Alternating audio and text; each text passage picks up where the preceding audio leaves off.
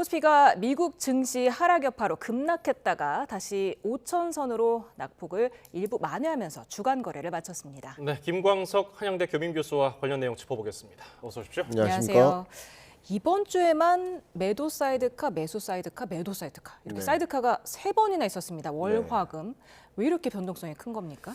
네, 저도 이제 지속적으로 이 자리에 나와서도 말씀을 드려왔지만 2026년 경제를 한마디로 표현해 본다면 위험한 유동성, 달리 표현해 본다면 변동성과 유동성이 함께하는 시대, 이렇게 좀 판단해 보시면 도움이 될 것 같습니다. 그러니까 유동성 장세가 이어지긴 하나 우상향 장세가 지속되기는 하나 한 번씩 큰 폭의 조정을 면치 못한다, 이렇게 표현해 볼 수 있겠고요. 그 변동성을 결정짓는 변수들이 무엇일까를 주목해 본다면 여러분들이 의사결정하시는데 오히려 좋은 판단을 하실 수 있지 않을까 의견을 드리고요. 지금 더 구체적으로 어떤 변동성 요인들이 있는지를 또 말씀드려 보도록 하겠습니다. 예, 그러면 지금 교수께서 말씀하신 위험한 유동성의 큰 틀에서 볼 때 오늘의 흐름도 들어있는 겁니까? 그렇습니다. 일단 월요일 블랙 먼데이가 왔었어요. 그러니까 미국 기준으로는 블랙 프라이데이가 지난주에 왔었죠. 그러면 블랙 먼데이는 왜 왔느냐? 변동성 요인은 무엇이냐? 그거는 케빈 워시 쇼크예요. 워시 쇼크라고 한마디로 얘기할 수 있겠습니다. 그러니까 뭐냐면 그 전에는 세계 경제 대통령이라 불리는 연준 의장이 이 케빈 워시가 아닌 다른 인물이 될 거라고, 특히 릭 리더라는 거의 이제 비둘기가 아니라 하만대 날개를 달고 있는 듯한 그런 모습의 연준 의장이 등장할 거라고 기대했어요. 다른 말로 금리, 대폭 금리 인하와 대대적인 유동성 공급을 기대했는데 생각보다 매파적인 인물이 연준 의장으로 지명됐네 하면서 시장이 실망했던 것. 유동성에 대한 실망감이 작용했었다. 그러나 다시 한번 정정 의견 드리겠습니다만 케빈 워시는 매파가 아니다. 매파가 아니라 사실은 여러분들이 많은 부분 오해하신 거다라고 의견을 드리고 싶고요. 그래서 그것을 반영한 듯이 화요일 날, 목요일 날 다시 재반등했죠. 그러면서 오히려 매수 사이드카가 발동된 겁니다. 자, 오늘은 왜 이렇게 조정됐는가? 하나로 정리한다면 AI 회의론이 등장했다. 대규모 GPU나 데이터 센터 건설해가지고 많은 투자를 했지만 그것으로 돈 벌 필요가 없다. 가장 대표적으로 엔트로픽이라는 회사가 이 클로드 오퍼스라는 이 소프트웨어를 발표했는데 기존에 있었던 챗GPT나 제미나이보다도 오히려 성능이 우세해요. 그러면 오히려 챗GPT를 개발하는 오픈 AI라든가 구글 같은 경우는 조정이 있을 수 있겠죠. 그러니까 새로 등장하는 이런 기업이 마치 딥시크 사태처럼 새로 등장하는 이런 플랫폼이 더 우월한 AI 서비스를 제공한다라고 하니까 시장 내에서 옥석 가리기가 있는 겁니다. 이게 다른 게 뭐냐면 AI 거품론이 아니라 AI 회의론이 드는 것이죠. 이런 것들이 결국은 테크 종목을 중심으로 주가가 크게 폭락하는 흐름을 만드는 변동성 요인으로 작용했다. 이렇게 해석적 의견을 드리겠습니다. 네. 뉴욕 증시에서는 이제 기술주와 우량주 구분 없이 모두 하락하면서 투매 심리가 전반적으로 있었는데 맞습니다. 그 이유도 궁금하고 네. 그리고 이런 널뛰기 장세가 언제까지 지속될지도 궁금합니다. 네, 그 부분 한번 말씀드리겠습니다. 일단 외국인 같은 경우 우리가 주목을 해야 될 게 외국인이에요. 그러니까 경제 영역에서 투자 의사결정을 단행한다. 그럼 3대 주체로 구분을 할 수 있겠습니다. 개인, 기관, 외국인. 근데 우리나라를 기준으로 보면 개인과 기관은 오늘도 많이 매수했어요. 근데 외국인이 많이 팔았거든요. 외국인이 왜 많이 팔까? 주로 지난 금요일부터 시작됐었던 블랙 프라이데이부터 시작됐었던 그 흐름이 이어지는 것인데 사실 이 투자자라고 한다면 단순히 주식만 들고 있지는 않아요. 금도 들고 있고 은도 들고 있고 코인도 들고 있고.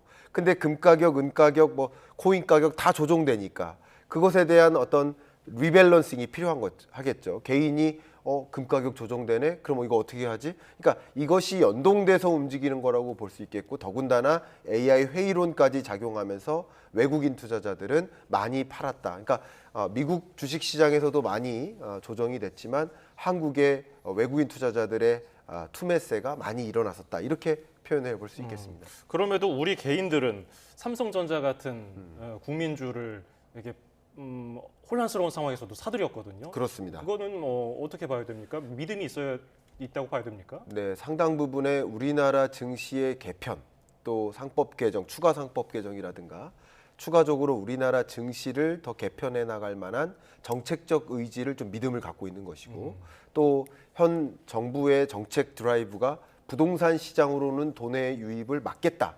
그 부동산 시장을 막고 상대적으로 주식 시장으로 돈의 유입을 유도하겠다. 이걸 이른바 생산적 금융이라고 표현하거든요. 그렇기 때문에 그런 정책적 드라이브도 상당 부분 영향을 주지 않겠는가 하는 기대로 이 삼성전자, SK하이닉스 이런 종목을 중심으로 개인들의 매수세가 크게 이어졌고 특히 26년에는 우상향장이 지속되지 않겠는가 하는 기대감을 많이 갖고 계실 텐데 이렇게 조정되는 국면에 추가 매수를 하는 것이 좋은 기회다라고 판단하고 의사결정을 내리고 있는 흐름이라고 해석해 볼 수 있겠습니다. 네, 그러면 교수님께서는 어떻게 판단하세요?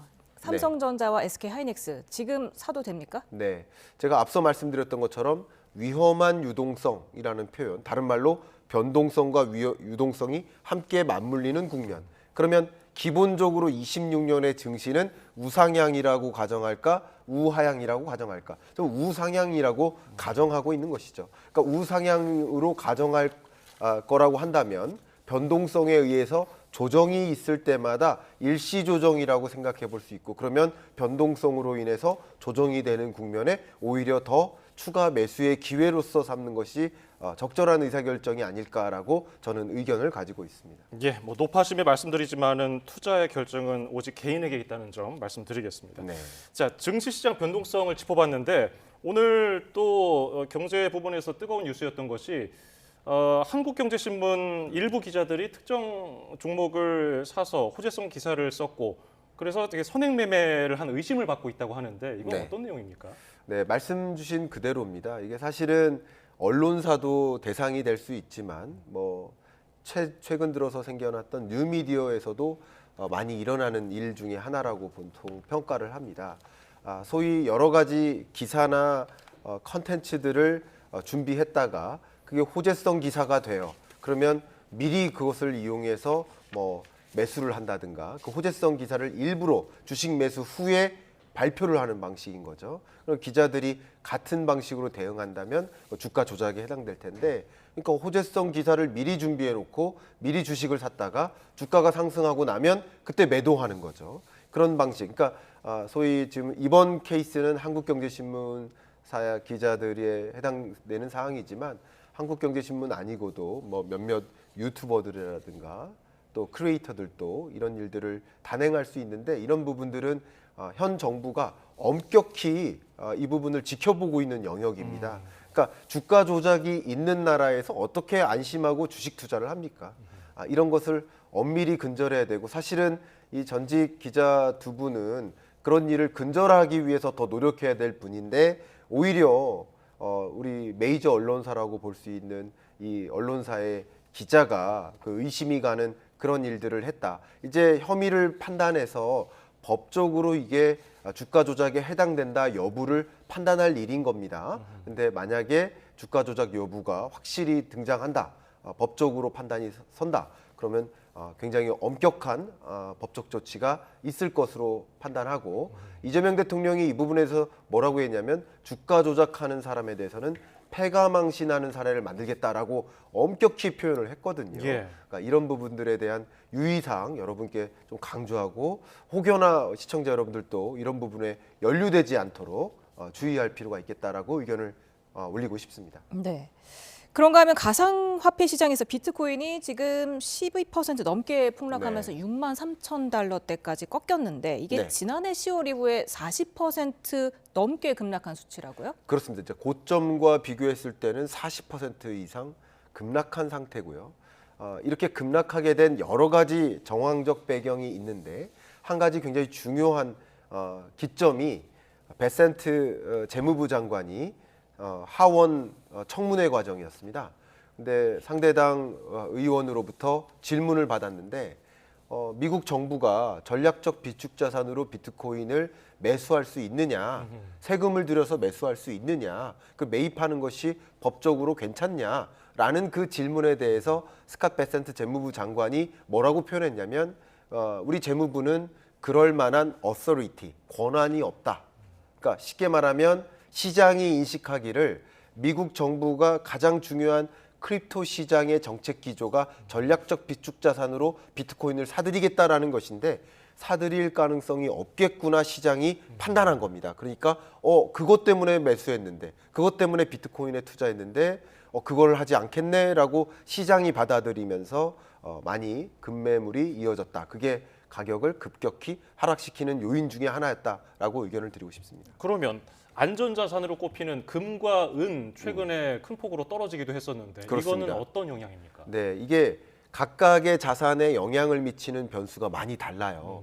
근데 굉장히 재밌게도 일시적으로 같이 떨어진 겁니다. 근데 예. 금, 은은 왜 떨어진 것일까? 그러니까 여러분께 말씀드리기를 금과 은 같은 경우는 안전자산의 범주로 들어가요. 근데 비트코인 같은 경우는 위험자산의 범주로 들어갑니다. 예. 그러니까 위험한 일들이 많아. 불확실성이 많아. 가장 대표적인 게 전쟁이죠. 전쟁이 더 격화될 것 같아. 전쟁이 많아질 것 같아. 하는 양상이면 금으로 몰리는 거예요. 그동안 금으로 많이 몰려왔었던 거예요. 그런데 최근 들어서 어떤 일이 있냐면 트럼프 대통령이 중국 측과 정상회담 4월에 하기로 했는데 그거 차질 없이 정상회담 할 것으로 기대하는 거예요. 그럼 정상회담을 기대할 때는 뭐가 기대되는 거예요? 평화가 기대되는 거거든요. 에이펙 정상회담을 앞두고 평화가 기대되면서 전쟁이 아닌 평화가 기대되면서 안전자산 쏠림 현상이 또 주춤했었거든요. 마찬가지로 지금 같은 국면에는 아무래도 평화가 기대되겠네. 4월까지는 그래도 전쟁이라든가 지정학적 불안 이런 것들이 다소 완화되겠네 하는 기대감을 갖고 있기 때문에 굳이 안전자산으로 돈을 이동시킬 수가 없는 거죠. 그러면서 금 가격이 많이 조정됐고 비트코인이나 주식이나 금 모두에게 영향을 미치는 변수 그게 바로 유동성인데 생각했던 것보다 케빈 워시는 강하게 유동성을 공급하지는 못할 것 같네. 이런 금리 인하에 대한 기대감이 실망감으로 바뀌면서 이 모든 종목의 자본시장을 떨어뜨리는 그런 요인으로 작용한 것이다. 이렇게 여러 가지 각각의 자산마다 영향을 미치는 변수들이 다르니까 다른 요인들을 기점으로 그 시장을 판단할 필요가 있겠다라고 의견 드리겠습니다. 네, 그렇다면은 비트코인 같은 가상화폐나 금과 은 가격이 앞으로 더 떨어질 가능성이 높다고 보시는 겁니까? 의견을 드린다면 이건 굉장히 어려운 주제지만 트럼프 행정부의 가장 중요한 정책 기조. 그러니까 26년은 가장 중요한 경제적 이벤트가 트럼프 대통령의 중간 선거에 있다. 그럼 중간 선거 전략을 적극적으로 추진해야 될 텐데 중간 선거 전략을 가정하고 이 시장을 보실 필요가 있는데 만약에 그 전략을 가정하지 않는다면 영어로 빈 카운터스라는 표현을 쓰는데 콩새구 앉아 있다라는 좀 비하적인 표현인 거예요. 예. 그러니까 그만큼 이 지정학적 이슈가 중요한데 트럼프 대통령 입장에서는 중간 선거를 어쨌든 승리로 이끌기 위해 중간 선거를 이기기는 쉽지 않다고 판단하고는 있지만 어쨌든 중간 선거를 승리로 이끌기 위해 노력할 텐데 막대한 유동성 공급과 금리 인하 이런 것들을 추구할 것이고 그리고 동시에 이 비트코인 가격을 끌어올리기 위한 몇 가지 조치들을 취할 가능성이 높다. 그래서 지금의 조정이 장기적으로 26년 내내 코인 가격의 조정으로 생각하시기보다 아마도 4월 정도, 5월 정도를 기점으로 다른 어떤 흐름을 트럼프 대통령, 공화당 행정부가 적극적으로 유도해 나가는 것도 시장에 영향을 미치지 않겠는가. 큰 틀에서의 이런 장기 변동성 요인을 여러분께 의견 드리고 싶습니다. 예. 자, 어려운 얘기들 했으니까 끝으로 좀 우리 생활과 밀접한 얘기를 해보자면 네. 그동안 뭐 비트코인이라든지 주식은 휴대폰으로 다 살 수 있었는데 로또 네. 복권은 어려웠거든요. 그렇습니다. 이번에 어떻게 바뀐 겁니까? 네, 방금 말씀 주신 그대로입니다. 이제 복권 구매도 온라인으로 가능해졌다. 말씀 주신 것처럼 모든 것들이 스마트폰으로 결제가 다 가능하고 매매가 가능한 거예요. 근데 오로지 복권만 지금 현물로 구매하는 방식이었습니다. 이것도 역시 온라인으로 모바일로 결제가 가능한 방식으로 예치금을 충전하는 방식으로 평일 판매에 일수 제한은 분명히 걸립니다. 그리고 9일 낮 12시부터 이게 개시가 되는데 모바일로도 복권 구매가 가능해지는 새로운 시대가 열린다. 여기 한도가 정해져 있는데요. PC, 모바일 합쳐서 회차당 5,000원까지만 구매가 가능한 거고요. 이런 어떤 새로운 변화는 아마도 로또 복권 구매가 좀 더 많아지지 않을까 이렇게 판단하고요. 구매가 좀 많아지면 상대적으로 당첨금도 좀 커질 수 있겠습니다. 그런 흐름을 좀 생각해 보시면 도움이 되겠습니다. 예, 오늘 말씀 여기서 줄이죠. 김광석 한양대 겸임 교수였습니다. 고맙습니다. 감사합니다.